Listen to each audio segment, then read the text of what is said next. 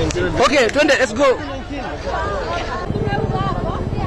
waxaa toddobaad ka yar laga joogaa markii wasaaradda caafimaadka ee dawladda Kenya ay xaqiijisay kiiskii koowaad ee coronavirus. haddaba dadka Kenyaanka iyo bulshada Soomaaliyeed ee ku nool xaafadan Islii ayaa uga falceliyay siyaabo kala duwan ayagoo sheegay inay raaci doonaan habraaca ay soo jeedisay wasaaradda caafimaadka ee dalkan Kenya. Maru TV-ga caalamiga ee Soomaali Cable ayay ka dhigteen aragtiyahooda wala cabsi badan oo abuuray wax ku tilmaama maqan masiibo la soo diraa dhigi karaa Ilaahay subhanahu wa ta'ala ayaa naga badbaadiy lug la bilaaba maxaa kala bilaabi lahayn gacmihi halis haday noqdeen gacagti laga sheegtay wax la soo badan oo saameeyay sida China ku soo bilowday waddanka labaad oo saameynta ku geystana waa Talyaaniga dabcan Afrika soo gaaray marka waxaan dhilaay cudurkaas waxa waa ka hortagiisa inkastoo wali Afrika daawo fiican loo helin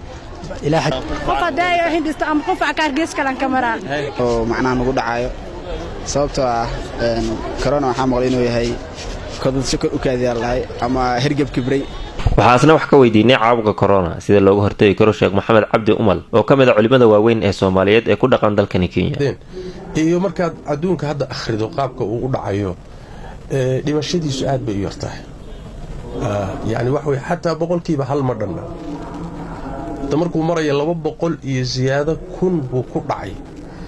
dadka u dhintayna ayna 10 kun gaadhaynin bimaana wax way xataa 5% xataa ma gaadhayo khatiirtu waxay leeyihiin boqolkiiba 3 boqolkiiba waxyaalo saasi ku sheegayaan geeridiisu marka geeridiisu ma badnaba sidoo kale Sheekh Maxamed Cabdi Umal ayaa ka hadlay suurtagalnimada in la xiro masaajida iyo jamaacadka la isugu yimaado waa shaciiro weyn oo calaamad weyn oo calaamaadka diinta kamid ah si fududna in looga tago loo fududeysto ma aha ilaa heer diintu waxay gaarsiisay salaada jamaacada iyadoo dagaalkii lagu jiro oo cadawga la is hor joogo oo muslimiintii cabsi halka ku haysato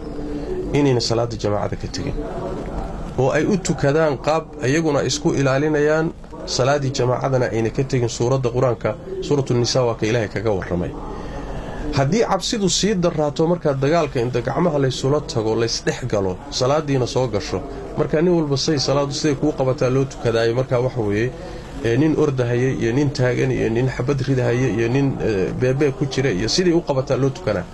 laakiin xaaladaas dagaalka lagu jiro cabsida leh baa jamaacadii aan laga tagin oo salaadii jamaacadii la tukada ay tahay qodobka labaadii wax weeyaan caalamul islaami ama muslimiinta wadamadooda waxaa soo maray cudurro fayraskan hadda corona ka khatarsan oo baabi'iyay daacuun baa soo maray xilligii Umar bin Khattab oo kaleeto yani dhowr iyo 20 kun buu dilay Shaam kaliya ducaan ka dir sida la sheego haddana maca dalika masaajidii lama xidhin dhulal badan oo taariikhda kutub far badan culimada muslimiinta ka qoran inta la xaqiijiyay caabuqa corona ee dalkan Kenya ayaa gaaraya 7 kiis ayaduna ay xusid mudan tahay in madaxweyne Uhuru Kenyatta uu laba bari ka hor ku dhawaaqay inay xiran yihiin dhammaan goobaha waxbarashada ku siman 14 cisho si loo xakameeyo faafitaanka caabuqa corona